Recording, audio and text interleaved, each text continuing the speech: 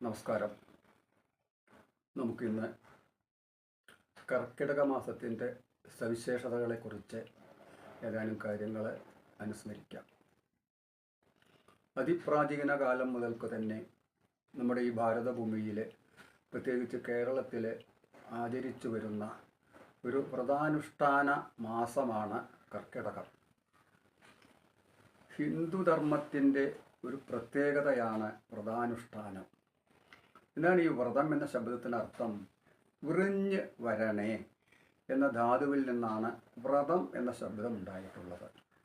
വരിച്ചനുഷ്ഠിക്കുക, വരിച്ചാചരിക്കുക എന്നാണ് ഈ വ്രതശബ്ദത്തിന് അർത്ഥം വരുന്നത്. ഭക്തിശ്രദ്ധയോടെയുള്ള വ്രതാചരണം കൊണ്ട് നമ്മുടെ മനസ്സിലെ മനോമാലിന്യങ്ങളും കർമ്മവാസനകളും കലിദോഷങ്ങളും ഒക്കെ നശിച്ച് മനസ്സ് ശുദ്ധമായിട്ട് വളരെ എളുപ്പത്തിൽ ഈശ്വരപ്രാപ്തി കൈവരിക്കാൻ നമുക്ക് സാധിക്കണം. മാത്രമല്ല, ശാരീരികവും മാനസികവുമായ ഉന്നതി നമുക്ക് നേടാൻ സാധിക്കണം. ആധ്യാത്മികവും ഭൗതികവുമായിട്ടുള്ള നേട്ടവും വ്രതാനുഷ്ഠാനം കൊണ്ടുണ്ടാകുന്നു. നമ്മളെ സംബന്ധിച്ചിടത്തോളം വ്രതങ്ങൾ നിരവധി വ്രതങ്ങളാണ്. ഒരു ദിവസം കൊണ്ട് അനുഷ്ഠിക്കുന്ന വ്രതങ്ങൾ, മാസങ്ങളോളം നീണ്ടു നിൽക്കുന്ന വ്രതങ്ങളൊക്കെ നമുക്കുണ്ട്.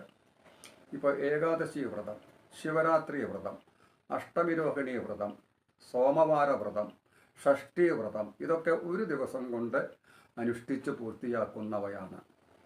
എന്നാൽ മാസങ്ങളോളം നീണ്ടു നിൽക്കുന്ന വ്രതങ്ങൾ, വൈശാഖം ഒരു മാസം വളരെ വിശേഷപ്പെട്ടതാണ്. നമ്മളതിനെ വ്രതാനുഷ്ഠാന മാസമായിട്ട് വൈശാഖ വ്രതത്തെ ആചരിച്ചു വരുന്നു. പിന്നെ മണ്ഡലം 41 ദിവസം വ്രതാനുഷ്ഠാന മാസമായിട്ടാണ് നമ്മൾ കരുതുന്നത്. ശബരിമലയ്ക്ക് പോകുന്ന അയ്യപ്പ ഭക്തന്മാരുടെയൊക്കെ തിരക്കും ആദിത്യമൊക്കെ മണ്ഡലകാലത്താണ് നമ്മൾ കാണുക. പിന്നെ നവരാത്രി 9 ദിവസം ദേവിയുടെ പ്രീതിക്ക് വേണ്ടി നമ്മൾ അനുഷ്ഠിക്കുന്ന വ്രതമാണ് നവരാത്രി വ്രതം. അതേപോലെയുള്ള ഒരു വ്രതാനുഷ്ഠാനമാണ് പുണ്യപ്രദമായിട്ടുള്ള ഈ കർക്കിടക മാസം.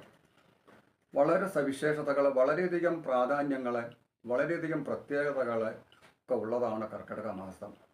ഈ സമയത്ത് ചെയ്യുന്ന സൽക്കർമ്മങ്ങൾക്ക് അക്ഷയമായിട്ടുള്ള ഫലം ലഭിക്കും എന്നാണ് നമ്മുടെ പൂർവികമായിട്ടുള്ള വിശ്വാസം തന്നെ.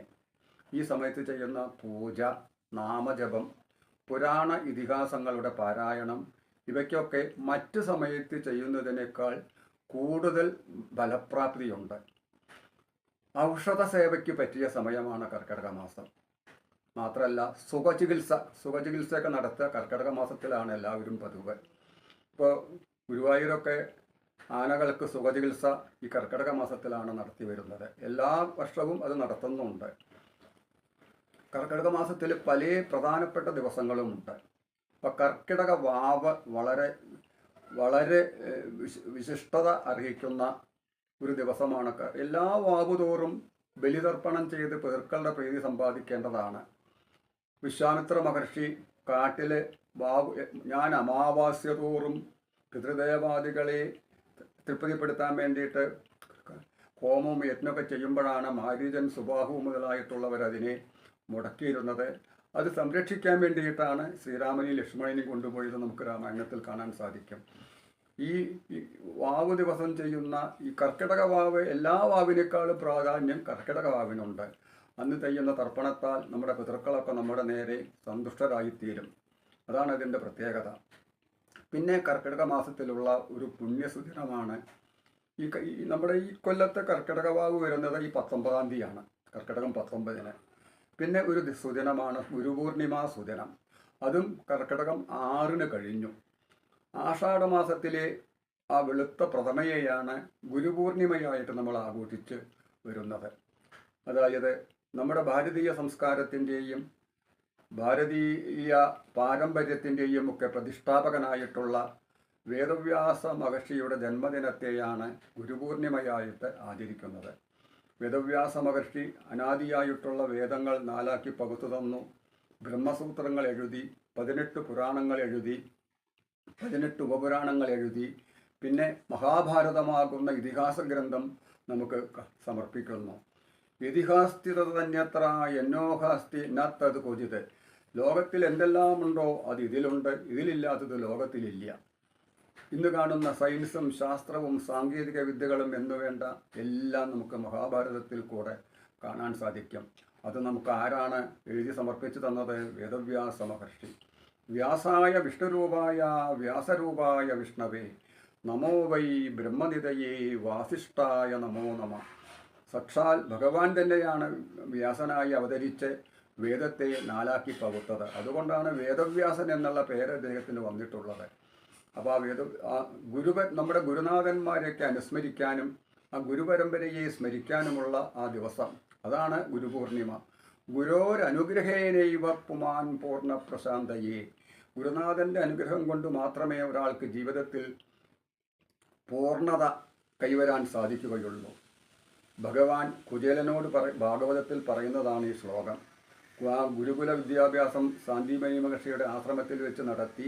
ആ സമയത്ത് ആ ഗുരുനാഥൻ നമ്മളെ അനുഗ്രഹിച്ചില്ലേ, അനുഗ്രഹം കൊണ്ടാണ് ഞാൻ ഇങ്ങനെ സർവൈശ്വര്യത്തോടുകൂടി ദ്വാരകയിൽ അധിവസിക്കുന്നത് എന്നാണ് പറഞ്ഞു കൊടുക്കുന്നത്. ഗുരു ആരാണ്? ബ്രഹ്മമാണ്, ഈശ്വരനാണ്, മഹാദേവനാണ്. ഗുരുർ ബ്രഹ്മ ഗുരുർ വിഷ്ണുർ ഗുരുദേവോ മഹേശ്വര. ഗുരു സാക്ഷാൽ പരം ബ്രഹ്മ തസ്മൈ ശ്രീ ഗുരുവേ നമ എന്നാണ് ഗുരുഗീത ഗുരുവിൻ്റെ മാഹാത്മ്യത്തെക്കുറിച്ച് പറയുന്നത്. എന്താണ് ഗുരു എന്നുള്ള ശബ്ദത്തിനർത്ഥം? ഗുശബ്ദസ്ത്വന്ധകാരസ്യാത് ഗുരുശബ്ദ തത് നിരോധകം അന്ധകാര നിരോധിത്വാൽ ഗുരുരിത്യഭിധീയതേ എന്നാണ്. ഗു എന്ന ശബ്ദത്തിനർത്ഥം അന്ധകാരം, ഇരുട്ട്, അജ്ഞാനം, അറിവില്ലായ്മ എന്നാണ്. അതിനെ അകറ്റി പരമമായിട്ടുള്ള ജ്ഞാനത്തെ പ്രകാശിപ്പിക്കുന്നത് എന്നതാണ് രു ശബ്ദം കൊണ്ട്. അപ്പോൾ നമ്മുടെ അജ്ഞാനം അകറ്റി നമുക്ക് ജ്ഞാനം പ്രദാനം ചെയ്യുന്ന ആളെയാണ് ഗുരുനാഥൻ എന്ന് പറയുക. വിവേകാനന്ദ സ്വാമികളെ ഭാരതീയരായിട്ടുള്ള യുവജനങ്ങളെ ഉദ്ബുദ്ധരാക്കാൻ വേണ്ടിയിട്ട് തൻ്റെ പ്രഭാഷണങ്ങളിലും പ്രസംഗങ്ങളിലും കഠോപനിഷത്തിലെ ഒരു മന്ത്രം ഉദ്ധരിക്കാറുണ്ട്. എല്ലാവരും കേട്ട് കാണുന്നതാണ്. ഉത്തിഷ്ഠത ജാഗ്രത പ്രാപ്യവരാൻ നിബോധത ക്ഷുരസ്യധാര നിശിതാ ദുരത്യയാ മാർഗം പദം തൽ കവയോ വദന്തി എന്നാണ് പ്രസിദ്ധമായിട്ടുള്ള ആ മഹാമന്ത്രം. എന്താണ് ഇതിനർത്ഥം? ഉത്തിഷ്ഠത. ഉത്തിഷ്ഠത വെച്ചാൽ നമ്മൾ ഇരിക്കുന്നിടത്ത് എഴുന്നേൽക്കുക എന്നാണ് അതിൻ്റെ വാക്കിന് അർത്ഥം വരുന്നത്. എന്നാൽ അതിൽ വലിയ അർത്ഥങ്ങൾ ശങ്കരാചാര്യസ്വാമികൾ അതിന് അർത്ഥം പറയുന്നത് എങ്ങനെയാണ്? അനാദികാലമായിട്ട് അവിദ്യയിൽ ആണ്ടുകിടക്കുന്ന ഹേ ജീവന്മാരെ, നിങ്ങൾ ഈ അജ്ഞാനനിദ്രയിൽ നിന്ന് ഉണരൂ, ജാഗ്രതയോടുകൂടി ഇരിക്കൂ. എന്നിട്ട് എന്ത് ചെയ്യണം? വരാൻ പ്രാപ്യ.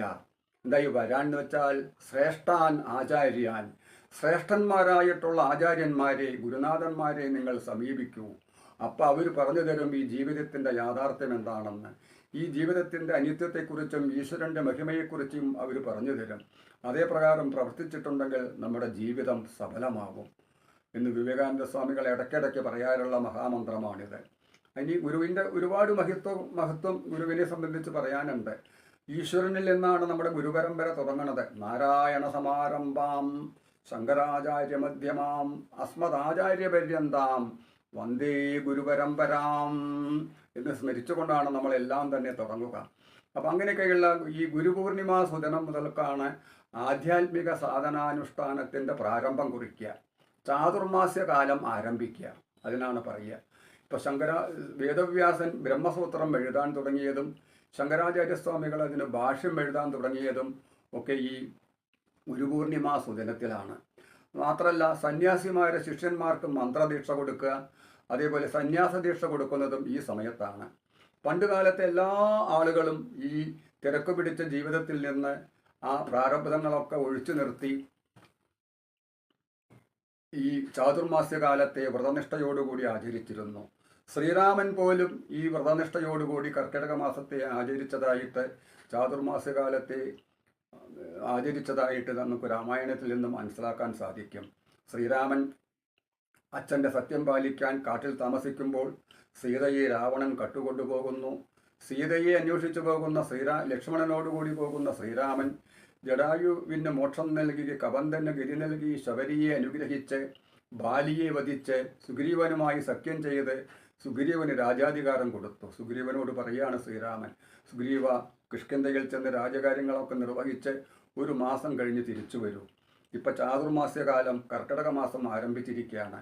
ഞാൻ എൻ്റെ അനുജനായ ലക്ഷ്മണനോടുകൂടി ഈ പർവ്വതത്തിലുള്ള ഗുഹയിൽ ഇരുന്നു കൊണ്ട് ഭഗവാനെ സേവിക്കട്ടെ, ചാതുർമാസ്യം വ്രതാനുഷ്ഠാനത്തോടുകൂടി കഴിയട്ടെ എന്ന് പറയുകയാണ്.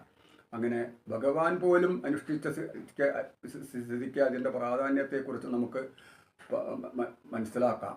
ആ സമയത്താണ് ക്രിയാമാർഗോപദേശത്തെക്കുറിച്ചൊക്കെ രാമായണത്തിൽ പറഞ്ഞു കൊടുക്കുന്നത്.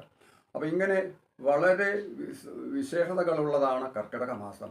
മാത്രമല്ല, ഇപ്പം തമിഴ്നാട്ടുകാരുടെ ആദ്യ മാസം ഈ കർക്കിടകത്തിലാണ് വരുന്നത്. ഈ കർക്കിടക മാസത്തെ രാമായണ മാസമായിട്ട് ഇപ്പോൾ നമ്മൾ ആചരിച്ചു വരികയാണ്.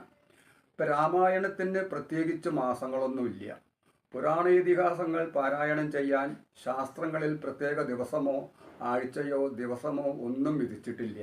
സദാസേവ്യ സദാസേവ്യ എല്ലാ സമയത്തും വായിക്കാവുന്നതാണ്. എന്നാൽ രാമായണം, ഭാരതം, ഭാഗവതം, ദേവീ മഹാത്മ്യം മുതലായ പുണ്യപുരാണ ഗ്രന്ഥങ്ങളെ എന്നും നമ്മുടെ ഭവനങ്ങളിൽ പാരായണം ചെയ്തിരുന്നു. ഭാരതമെന്നു കേട്ടാൽ അഭിമാനപൂരിതമാകണം അന്തരംഗം, കേരളമെന്നു കേട്ടാലോ തിളയ്ക്കണം ചോര നമുക്ക് ഞരമ്പുകളിൽ എന്നാണ് മഹാകവി വള്ളത്തോൾ നമ്മളെ പറയണത്. നമ്മുടെ കേരളത്തിനെക്കുറിച്ച്, മലയാള നാടിനെക്കുറിച്ച് നല്ല മതിപ്പാണ് മറ്റുള്ളവർക്കുണ്ടായിരുന്നത്. ഈ പരദേശത്ത് നിന്ന്, തമിഴ്നാട് പോലെയുള്ള ദേശങ്ങളിൽ നിന്നൊക്കെ ധാരാളം ആളുകൾ, പണ്ഡിതന്മാർ, വിദ്വാൻമാർ കേരളത്തിൽ വന്ന് പ്രഭു കുടുംബങ്ങളിലും രാജകുടുംബങ്ങളിലുമൊക്കെ താമസിച്ച് അവരുടെ വിദ്വത്വം പ്രകടമാക്കിയിട്ട് ധാരാളം പാരിതോഷികങ്ങളുമായി അവർ തിരിച്ചു പോകും. തിരിച്ചു ചെന്നിട്ടുണ്ടെങ്കിൽ അവിടുത്തെ ആളുകൾ ചോദിക്കത്രേ, നിങ്ങളിപ്പോൾ കേരളത്തിൽ നിന്നാണല്ലോ വരുന്നത്, എന്തൊക്കെയാണ് അവിടുത്തെ സവിശേഷതകൾ എന്ന്. അപ്പോൾ അവർ പറഞ്ഞു കൊടുക്കും, ഈ കേരളത്തിനെ പോലെ, മലയാള നാടിനെ പോലെ ഇത്രയും സുന്ദരമായൊരു രാജ്യം നമുക്ക് കാണാൻ സാധിക്കില്ല. പ്രകൃതിരമണീയത, അത് പുഴകൾ, കുന്നുകൾ, വയലുകൾ, തെങ്ങിൻ തോപ്പുകൾ എല്ലാം കൊണ്ടും മനോഹരമായിട്ടുള്ളതാണ് കേരളം. അതിനുമൊക്കെ പുറമെ അവിടുത്തെ ആളുകളൊക്കെ എങ്ങനെയുള്ളവരാണ്? പണ്ഡിതന്മാർ കൂടിയായിരുന്നു. എങ്ങനെയാണ് അവർക്ക് പാണ്ഡിത്യം ലഭിച്ചിരുന്നത്? പ്രാതർ ദ്യൂതപ്രസംഗേന മധ്യാഹ്നേ സ്ത്രീ പ്രസംഗത രാത്രൗ ചോരപ്രസംഗേന കാലം നയതി പണ്ഡിത. രാമായണം, ഭാരതം, ഭാഗവതം, ദേവീ മഹാത്മ്യം മുതലായ പുരാണ ഗ്രന്ഥങ്ങൾ, ഇതിഹാസ ഗ്രന്ഥങ്ങൾ വായിച്ച് അതിൽ നിന്നുള്ള അറിവ് ഉൾക്കൊണ്ടുകൊണ്ടാണ് ഇവിടുത്തെ ആളുകൾ ജീവിച്ചിരുന്നത്. അതാണ് നമ്മുടെ സംസ്കാരവും നമ്മുടെ പാരമ്പര്യവും നമ്മുടെ പൈതൃകവും. എന്നാൽ പാശ്ചാത്യ സംസ്കാരത്തിൻ്റെ ആ കുത്തൊഴുക്ക് മൂലം, തള്ളിക്കയറ്റം മൂലം നമ്മുടേതായിട്ടുള്ള സനാതന ധർമ്മത്തിന്, ആ സനാതനമായിട്ടുള്ള സംസ്കാരത്തിന് കുറച്ചൊന്ന് മങ്ങലേറ്റിരിക്കുകയാണ്. ആ മങ്ങലേറ്റിട്ടുള്ള ഈ നമ്മുടെ പ്രാചീന സംസ്കൃതിയെ വീണ്ടും ഇവിടെ പുനഃസ്ഥാപിക്കണം എന്നുള്ള ഉദ്ദേശത്തോടു കൂടിയിട്ടാണ് എന്നാൽ നമുക്ക് ഈ കർക്കിടക മാസത്തിലെങ്കിലും രാമായണം മുതലായിട്ടുള്ള ഗ്രന്ഥങ്ങളെ പാരായണം ചെയ്യുക എന്നുള്ള സ്ഥിതിയിലേക്ക്, ആലോചനയിലേക്ക് വരുന്നത്. അതിനെല്ലാവരും അംഗീകരിച്ച് അതേ പ്രകാരം കർക്കിടകത്തെ രാമായണ മാസമായിട്ട് ആചരിക്കാനും തുടങ്ങി. നേരത്തെ സൂചിപ്പിച്ചല്ലോ, രാമായണത്തിന് പ്രത്യേകിച്ച് മാസമില്ല. എല്ലാ സമയത്തും വായിക്കാം, എല്ലാ സമയത്തും കേൾക്കാം. ഇപ്പോൾ ആളുകളുടെ ധാരണ എന്താണ്? കർക്കിടക മാസത്തിലെ രാമായണം വായിക്കാൻ പാടുള്ളൂ, കേൾക്കാൻ പാടുള്ളൂ എന്നുള്ള ധാരണ കൂടി വന്നു ചേർന്നിട്ടുണ്ട്. ഇപ്പം നമ്മുടെ നാട്ടിൽ ഈ വീടുകളിലും അതേപോലെ തന്നെ ക്ഷേത്രങ്ങളിലുമൊക്കെ രാമായണ പാരായണം എല്ലാ ദിക്കിലും നടന്നു വരുന്നതായിട്ട് നമുക്ക് കാണാം. ആ പുണ്യപ്രദമായിട്ടുള്ള ആ കർക്കിടക വ്രതാനുഷ്ഠാനം കൊണ്ട് ലക്ഷ്മി ദേവിയുടെയും അതേപോലെ തന്നെ ആ ഗുരുവായൂരപ്പൻ്റെയും അനുഗ്രഹം നമുക്ക് ഓരോരുത്തർക്കും ഉണ്ടാവട്ടെ എന്ന് പ്രാർത്ഥിക്കുന്നു.